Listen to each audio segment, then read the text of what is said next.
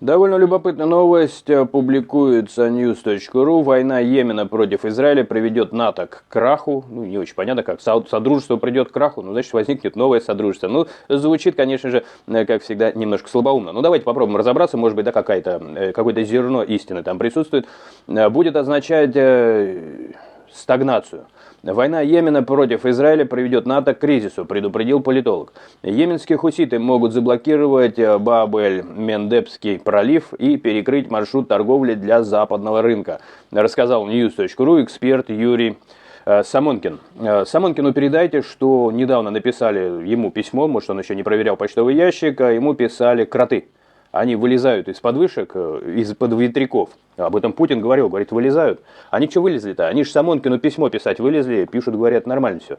Самонкин, успокойся, Юра, они говорят, Юра, значит, молодец.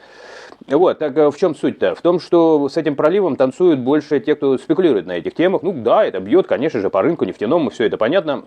Но вот если так поездить и по странам, то электромобили сейчас в очень большом уважении. И, в принципе, мир на это очень сильно переходит. И сказать, что это какая-то катастрофическая ситуация, нефтяной рынок, это скорее катастрофическая ситуация для тех, кто живет на этом нефтяном рынке и активно мешает продвигать и раздвигать другие энергоносители. Так что, скорее, я бы сказал, что в плане цивилизационном это может быть, ну, это, знаете, как есть выражение...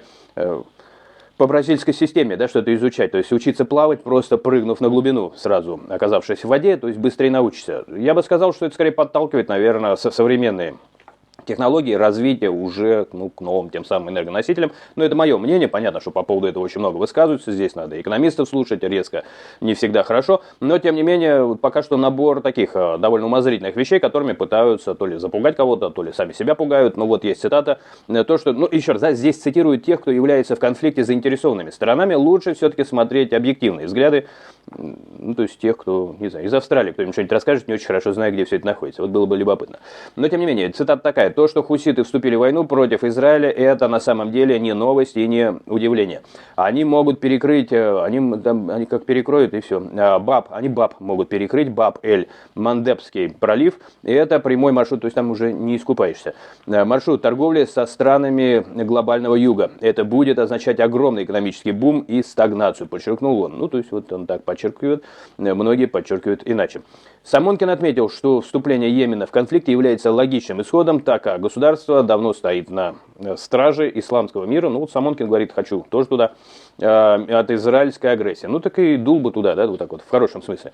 Мое мнение такое, друзья. В любом случае, еще раз, здесь скорее всего будет проверяться временем, способностями тех или иных лидеров держав, их экономистами, во что все это выльется, либо это будет толчок вперед в каком-то смысле, да, ну это как изобретение мирного атома, который использует кто-то не мирно, а кто-то мирно. Это как изобретение Тесла, электричества, благодаря которому мы с вами вот сейчас общаемся, да, но нам будут все равно говорить про нефть. Ну, про нефть нам пусть говорит Самонкин, а мы с вами посмотрим, как это будет дальше. И я за прогресс, вы за что, пишите и увидимся.